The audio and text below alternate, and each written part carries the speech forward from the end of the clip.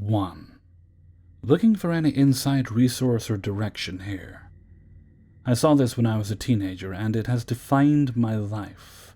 I even went and got a physics degree to understand the world around me, in hopes I would know where to start in figuring this out, but I'm lost.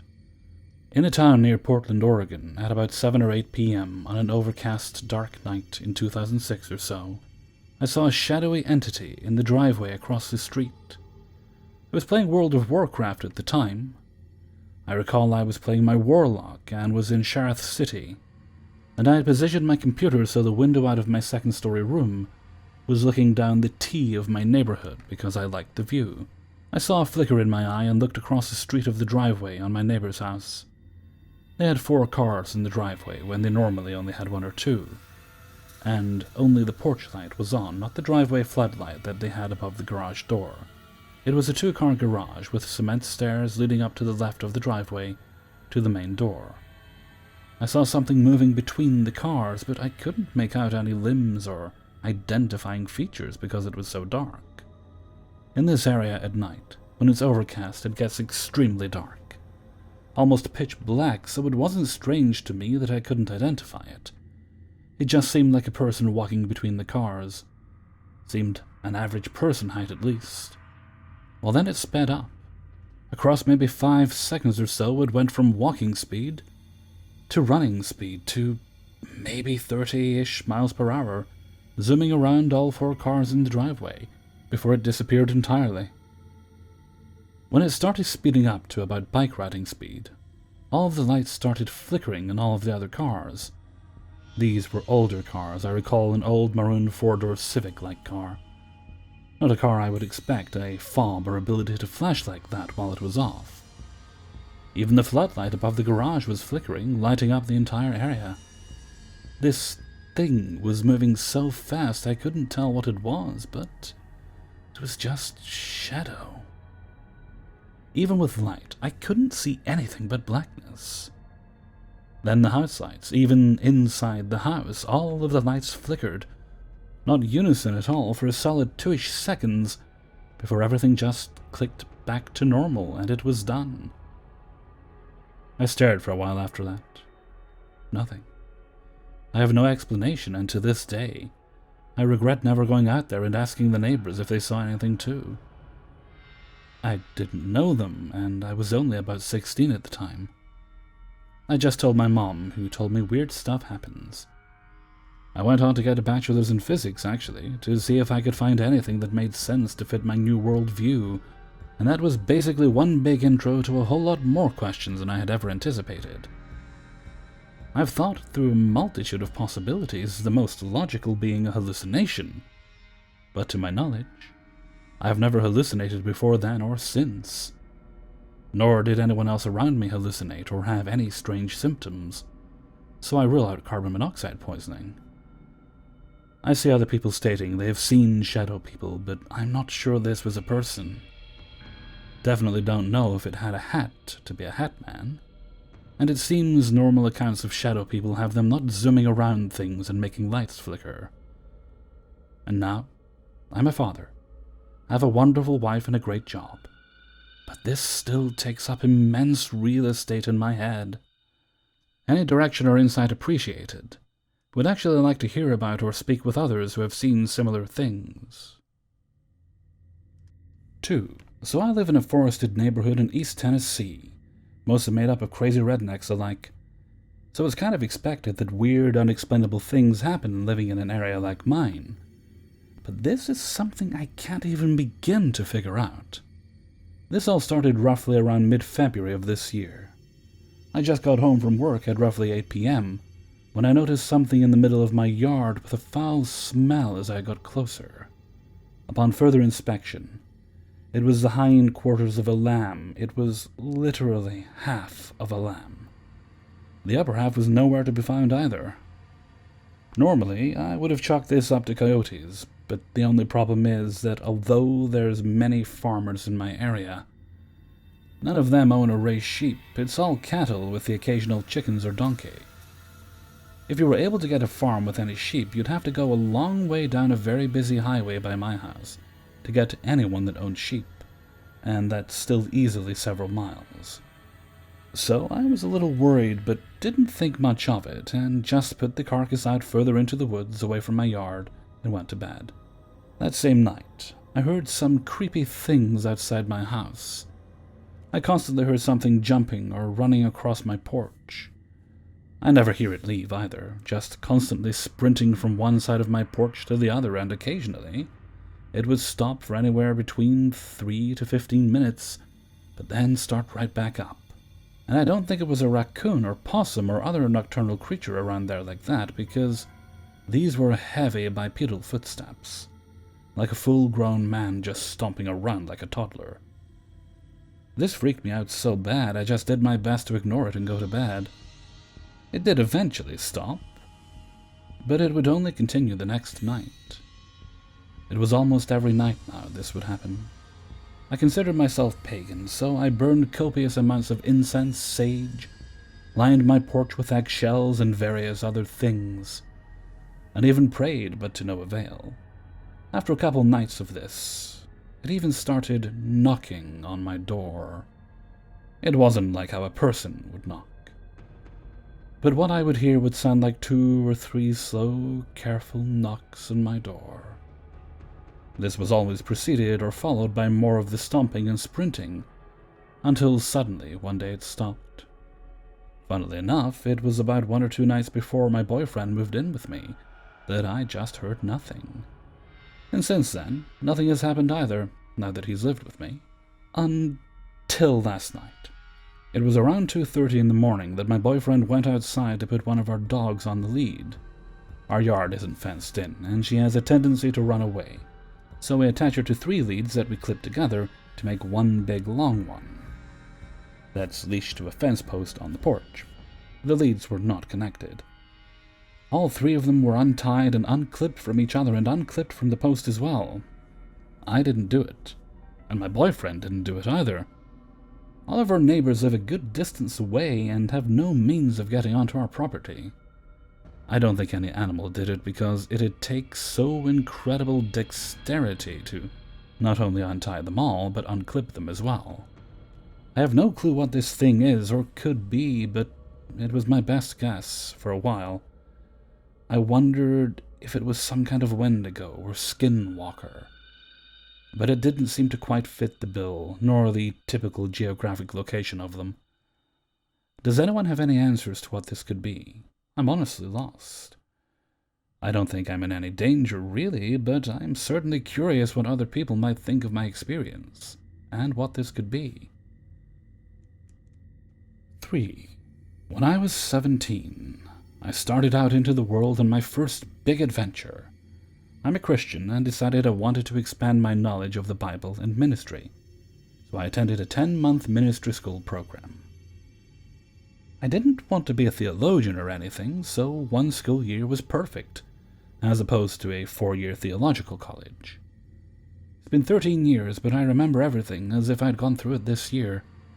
I was so excited. I was going to be living in a dorm 4 hours from home, so it was sort of like moving out on my own without having to actually be alone. I settled in quickly, met my roommate, and started preparing for a year of fun, growth, and overall self-advancement. At least, I thought that was how the year was going to go. I've always been sensitive to the other side. I've had a connection to the afterlife and spiritual and paranormal beings for as long as I can remember. It isn't out of the ordinary for me to see shadow figures, feel the presence of those departed, and on a few instances, I have spoken with the dead and not even realized it. Once when I was a child, I remember talking to a man on a bench. My mom asked me who I was talking to, and I told her a nice man. It wasn't until years later when I mentioned the memory, she told me that no one was on that bench with me. Anyway, enough sidetracking. The school year started normal, but certain areas of the building always gave me an unsettling feeling. There was a closet space in our floor's hall that was always unnaturally dark, even when the hall lights were on. I never actually saw anything there, but I felt eyes following me when I passed. I got to where I'd run past it to get to my room and slam the door as quickly as possible. There are 3 events I remember that happened directly to me. After those, I'll give a brief background on the building the school was in. The first event happened when I was almost late for curfew. It was past midnight, and I was supposed to be in my room by 2 a.m. Instead of climbing 4 flights of stairs, which I usually did, I chose to take the elevator. After that night, I never took it again. I was standing at the elevator so tired and ready to just collapse, when the lights in the hall suddenly went out in both directions. The only lights left on were the light right above me, the exit sign to the right, and the lit-up elevator up arrow button. I looked to my left, nothing but a dark hall. I looked to my right, and it seemed to be a dark hall as well. Right as I was going to turn my head away, I saw a slight movement. I squinted, trying to make it out in the dim light. This was before cell phones had flashlights, so my flip phone was useless here. I stared as uneasiness crept over me. The exit sign at the end of the hall seemed dull somehow, like it was being blocked by something dark and transparent. Panic rushed over me. The movement I spotted was on the ceiling right in front of that sign. I started to press the elevator button over and over as what looked like a black smoke or mist crept along the ceiling slowly towards me. By the time it was about 5 feet away, the elevator finally opened and I rushed in, jabbing the close doors button, as the sliding metal doors slowly pulled together. Just as they closed, the mist or vapor or whatever it was had finally made it to the door and began to fall slowly to the ground. I stabbed my floor number over and over as if it would get me to my floor faster. I finally made it to my floor, past the creepy dark closet area, and into my room. I was borderline hyperventilating and my roommate thought I was crazy. The next instance was probably more terrifying than the first. We had weekly dish duty at this school. 2 people would be assigned every week to clean up dishes at the end of each meal. The week I was assigned went without a hitch for the most part until the last night. The guy I was assigned to clean the kitchen with couldn't make it. The way it usually went, one person cleaned pots and pans and wiped down tables, and the other did all the cups, plates, cutlery, bowls, etc. Since he wasn't able to be there and failed to find someone to cover for him, I had to do everything myself, being the little pushover that I was back then. Just to give a little bit of layout to the room, it was big. There were lines of white fold-out plastic tables and chairs. The tables were in 5 rows of 3 end to end. The hall led right into the room with no doors, just the open wall that was probably 10 by 10 feet. When you come in that opening, you see all the tables, and directly in the middle of the far wall were 2 double doors going into the kitchen. They were wood and had a round window in the top of them, face level for a normal height person. Directly to the left of this door was a hole in the wall where everyone would sit their dirty dishes. On the other side of that hole was the dishwashing room for the dishes used by students. You would go through the doors, turn left, and boom, there's your dish pile for the night. The pots and pans were washed at the back corner of the industrial kitchen. When I started washing dishes for the night, there were still people in the eating area talking, doing homework, and playing games. When I finished the pots and pans and came to the window room, there were less people, but still a fair amount. I started the rest of the dishes. By the time I was almost done, I saw the cafeteria light shut off, which meant the last person was leaving the room. No big deal. I'd been here in the dark tons of times. Another half hour or so and I was done with dishes. I looked at the clock. It was around midnight. I was so ready to go to bed, but had to finish the tables. I heard something in the back of the kitchen fall. Upon investigation, it was a box of cookies. I picked them up, and that is when I began to feel eyes on me. I felt like I was being watched, and the unmistakable feeling of dread covered me. I sat the cookies on the shelf they had fallen from, and rushed out of the kitchen doors to clean tables. Windows lined the 2 side walls of the room, so the street lamps lit the tables pretty well as I quickly cleaned them. I was half through with the tables when I heard the cookies fall again. I stopped and listened intently for any other sounds. Silence. I slipped into the kitchen, holding my breath, and ran to the pantry. Sure enough, that box of cookies was on the ground again. I picked them up, this time laying them down so they wouldn't fall again, and rushed out of the kitchen, still feeling uneasy. I went back to my table cleaning, and after a few minutes I froze dead in my tracks. There, through the window to the dish room, I saw it. A big, shadowy mass standing there, watching. I'd seen shadow figures before, so this wasn't new to me. The thing that was new was the specific feeling I got as I stared into what I perceived to be its face. It walked out of that little room, as though to head into the kitchen. I had to pep-talk myself at this point. Okay, girl, just wipe these last tables and you're good to go. You got this, just keep your eyes down. I got to the last table and heard the cookie box again. Okay. There's nothing there. Just run. Grab the box, throw it on the shelf, and book it. That was my plan. I wiped the last table and turned to the door to put my plan into action, and my stomach felt like it dropped slam to the floor. In the left door window I saw what was watching me, a shadowed face with 2 deep dark holes for eyes and a gaping mouth. I screamed bloody murder and booked it to my room. I didn't even put my cleaning supplies away. I flew up those 4 flights of stairs faster than I ever had. I thought for sure it would follow me. My roommate wasn't there this evening, so I threw on the lights as I slammed the door and started to sob uncontrollably. I slept with every light on that night and made sure to never stay out of my room after nightfall again. The last event, in my opinion, wasn't as bad as those 2.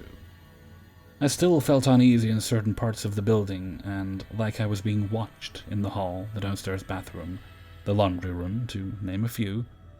But nothing of substance really happened in those places. The last event was in my room. There were intercoms in every room that were no longer in service.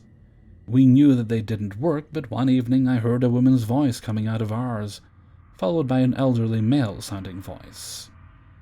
They were having a bit of an argument. She kept saying something about him needing to take his medicine, and he was refusing. This conversation carried on for about 30 seconds, then static and silence. I shrugged it off and kept on about my business. After the voices, I started to dig into what this building used to be before they made it into a ministry school. It was a nursing home. The conversation I heard could have been between a nurse and patient that lived there. Not only was this place a nursing home, it had some kind of historical connection to the Freemasons. When the renovation crew was getting it ready to turn the building into a school, they knocked out the bottom floor brick wall that was crumbling. Some of the bricks had the Freemasons insignia on them. They piled the bricks and began laying new ones when a van stopped at the edge of the property, and a group of 10 or so middle-aged and elderly people walked to the pile, and each took one brick with the symbol on it, and climbed back in the van and drove off. The man who told me about this said they seemed like they were in some kind of trance or something. Blank stares, chanting something he couldn't distinguish. He said it was the most terrifying thing he'd witnessed. Before this building was a nursing home, it was a meeting and living place for Freemasons. I'm not sure of everything that went on there, but something happened to give it all the dark and ominous goings-on. When I graduated, I never stepped foot in that building again. It is now out of business. A lot of paranormal things have happened to me since this, but this is the haunting experience that I had at my Christian ministry school. 4. When I was a kid, I had this really weird imaginary friend. He wasn't a friend at all, actually. But to this day, I have no idea how to fully describe him or his role in my life. I don't know if it was my imagination or if this was a thing. I don't know their actual gender or if they had one. In my head, it was always just him or he, would just watch me play. And I mean, that's it. This thing would loom over my shoulder, nearly against my back, and nothing else. We wouldn't play together, and he wouldn't talk to me. I never once heard his voice. He'd show up every once in a while, sometimes more than others, but I only ever knew he was there because I could feel him like a pressure at my back and see movement at the corner of my eyes. I never even named him.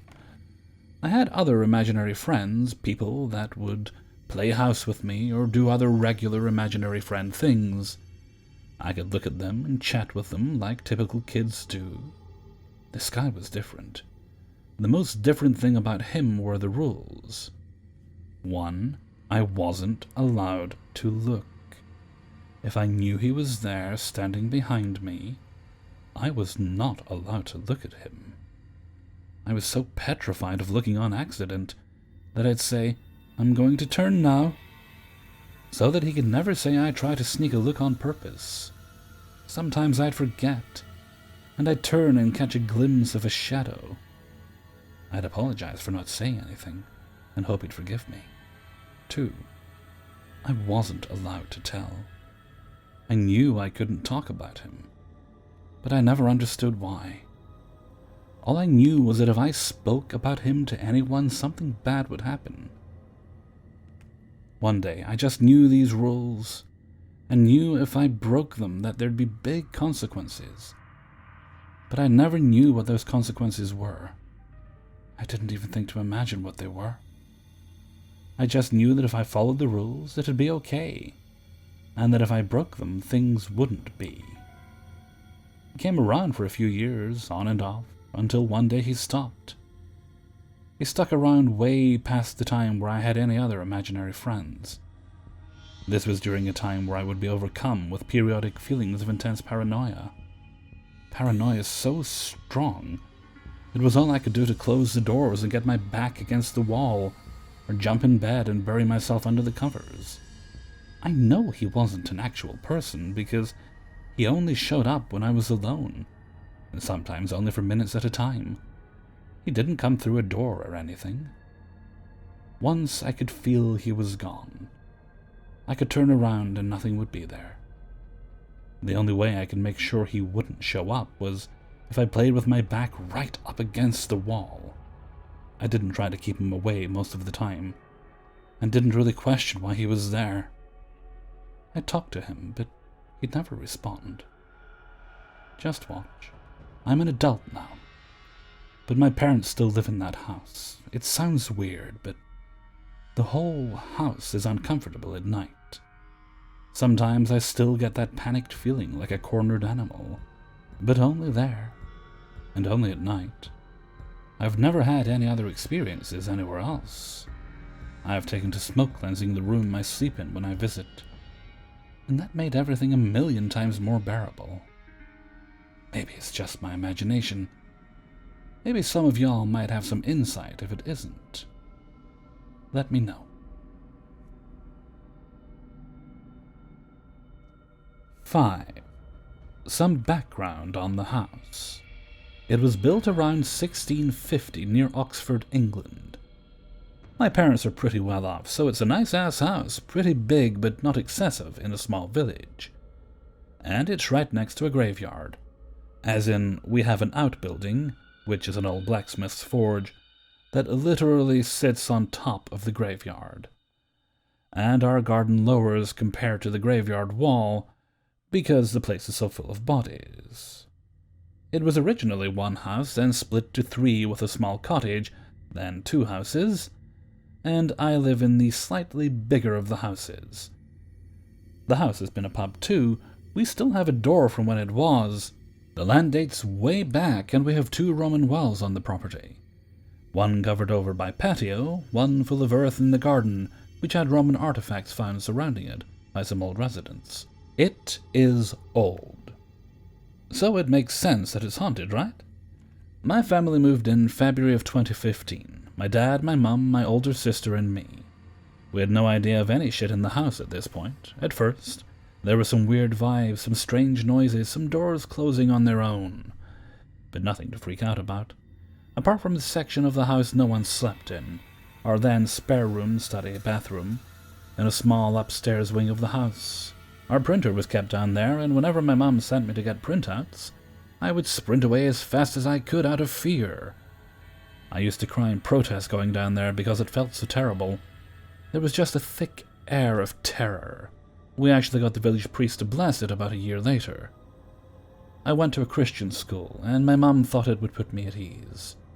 Instantly, all bats stopped down that side of the house, and my sister suddenly moved rooms down to it. And her old room became our spare room, and instantly got that same thick, heavy air to it. A few months in, April, my mum had a strange experience of the corner of the duvet being tugged on, and then a creature crawling up her back. It wasn't sleep paralysis, she'd had that before, and she could move. It was heavy, crawling up her back like a person, and it got to her head and disappeared.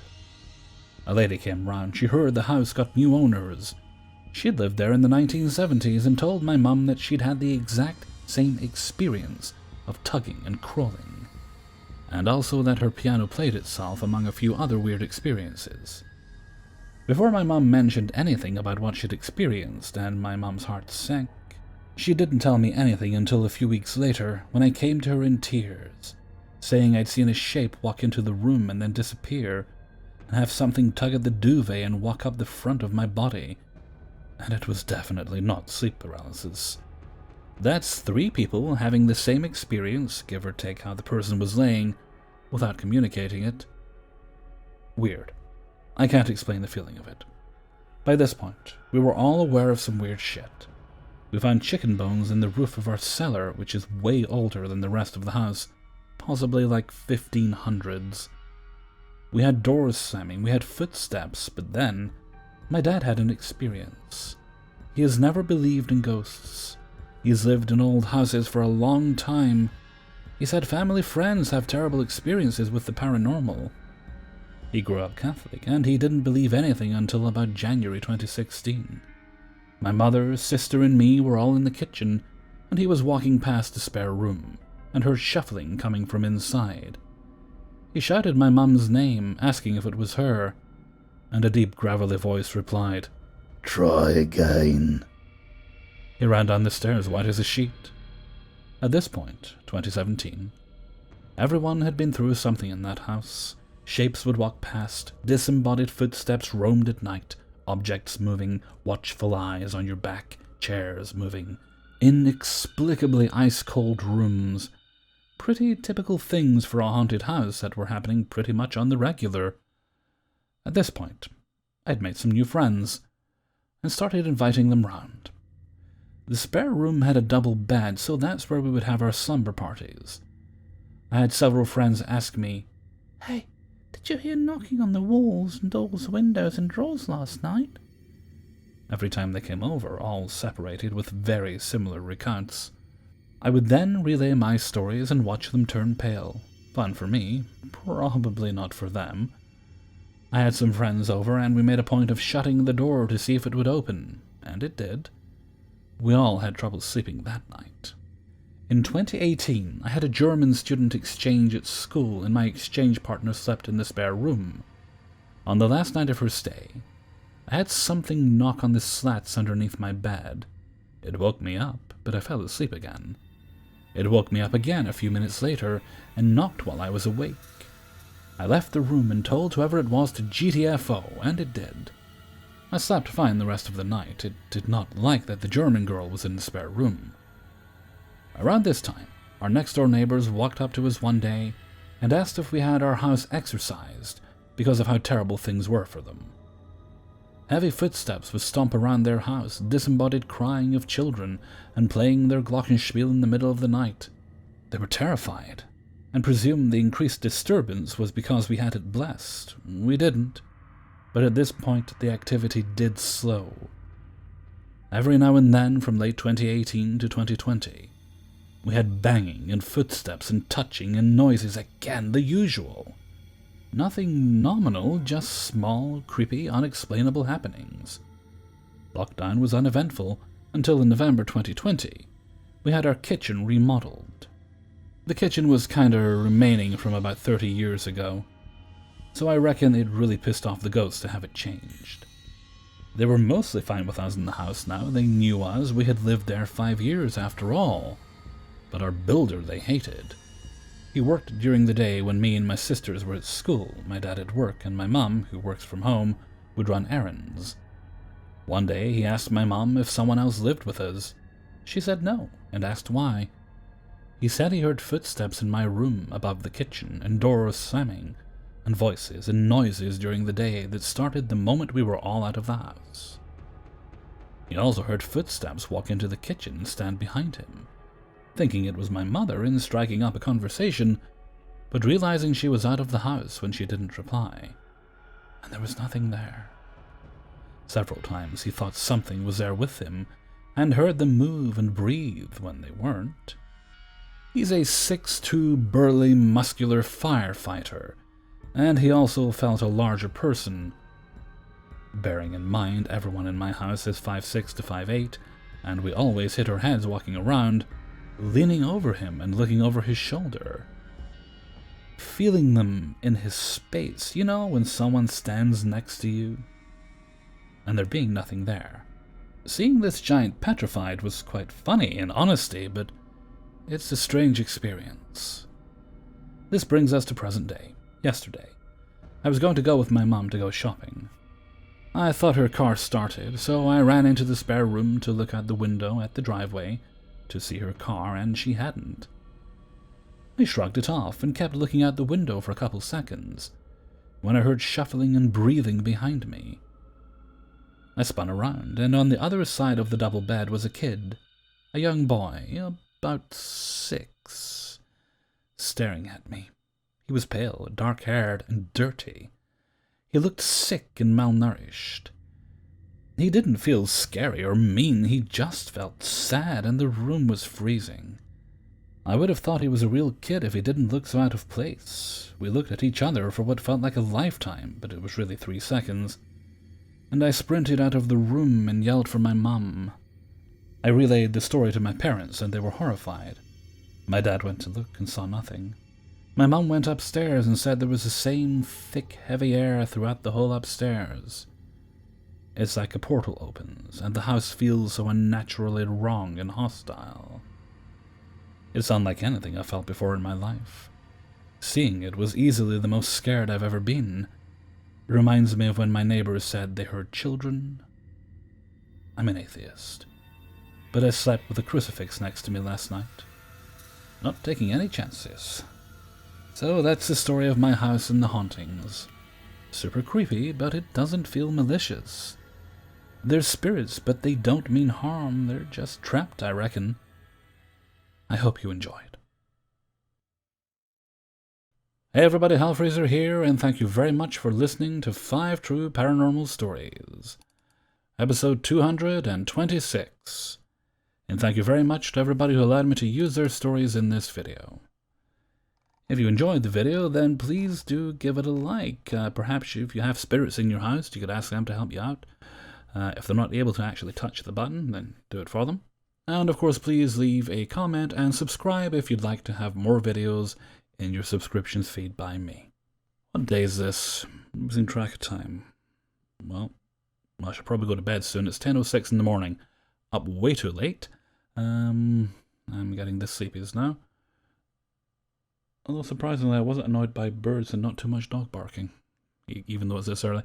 Right, I'm going to get a few hours sleep. Then I'm going to put this very video together when I wake up. I'll try and get up earlier than I have been. I've been a bad Hellfreezer with my upload times this week. Okay, and with that, I'm going to head off for now. So until next time, thank you very much for listening, and take very good care of yourselves.